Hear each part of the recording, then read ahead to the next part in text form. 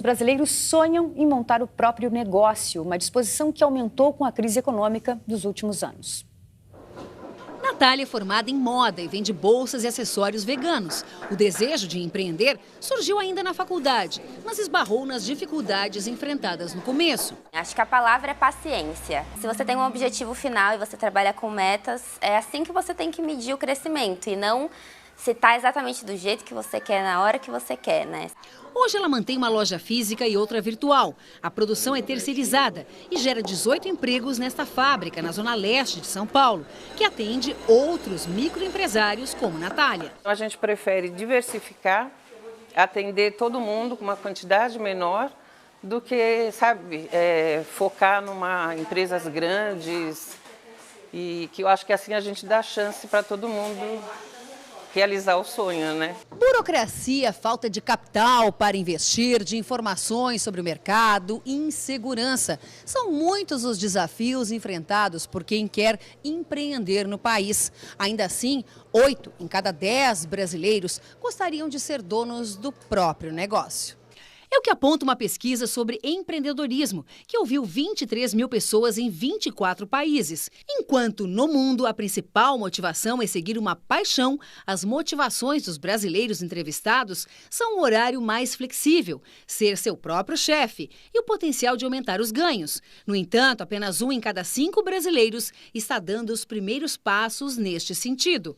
Para ajudar a engrossar a estatística, a Junta Comercial de São Paulo inaugurou um serviço que permite a abertura em 24 horas de empresas de baixo risco, aquelas cujas atividades dispensam licenciamentos ou vistorias prévias. Os contadores agradecem. Você demorava até 20, 25 dias ou até um mês. Por causa da burocracia, hoje não. Já não precisa reconhecer firma no cartório, então já está dando uma agilizada nisso. Nos últimos 4 anos, período de grande crise econômica, o número de microempresas no Brasil mais do que dobrou. Muita gente que perde emprego, muita gente que não consegue se recolocar no mercado, muitas pessoas que estão se formando, mas não estão conseguindo entrar no mercado de trabalho, elas têm como alternativa o empreendedorismo e especialmente o MEI, né, o microempreendedor individual. Justamente, com 28 milhões de pessoas fora do mercado de trabalho, entre desempregados, subutilizados e desalentados, não é só uma questão de sonho ter um negócio próprio, é uma questão de necessidade, de sustento mesmo, né? Sem dúvida. E quando a gente avalia todas as mudanças sobre o futuro do trabalho, como as pessoas cada vez mais buscam um trabalho e não necessariamente um emprego, quer dizer, mesmo quem pode escolher tem essa vertente, vocês somos 2 grupos, né? Aquele que precisa, aquele que quer e a turma ali no meio do caminho. Eu conversei muito rapidamente com o Wilson Poit, que é o superintendente do Sebrae São Paulo, para pegar um pouco a perspectiva dele sobre essa pesquisa, e ele me relatou umas questões interessantes. Indo mais a detalhes dessa pesquisa que é global, eu vi aqui que 81% dos brasileiros usariam recursos próprios, sendo que, como vocês bem mencionaram na matéria, altos custos de investimento inicial acabam se configurando como a maior dificuldade para a gente poder empreender. E aí, para a gente finalmente ter uma boa notícia, né? Foi lançado agora, há cerca de 10 dias, um programa chamado Empreenda Rápido, que vai destinar 1 bilhão, né, em microcrédito a juros zero, em 4 anos. Então, aí é que a gente vê que tem uma estratégia desenvolvida para alavancar isso.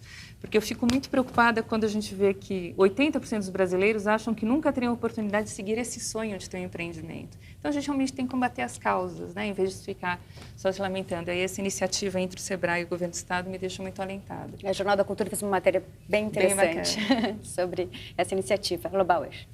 Para acrescentar o que a Ana está falando, eu acho que assim, o Brasil, um dos valores mais interessantes, mais promissores do Brasil, apesar da baixa qualidade da educação, da baixa qualidade da infraestrutura, das condições de negócio serem ruins no ranking dos melhores países e piores países, o espírito empreendedor do brasileiro médio é muito acima da maioria das nações.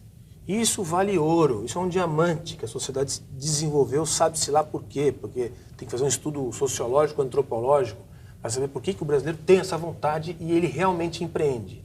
E isso a gente vê quando vê 92 milhões de brasileiros, 33 com carteira, em torno de 20, 13 milhões de desempregados, mais desocupados, e tem 27 milhões de empresários, contando o Votorantim até o pequeníssimo empresário, essa é a base do futuro do Brasil. Se você der condições para esse pessoal, que é o que mais paga imposto, que é o mais perseguido, o mais judiado, se esses 27 milhões tiverem um mínimo de condição de liberdade para trabalhar, esse país ninguém segura. E eu acho que é aí que está um pouco uma das saídas da conversa estratégica que a gente tem que ter em todos os encontros de verdade, de discussão do Brasil, que a gente tem tido por aí.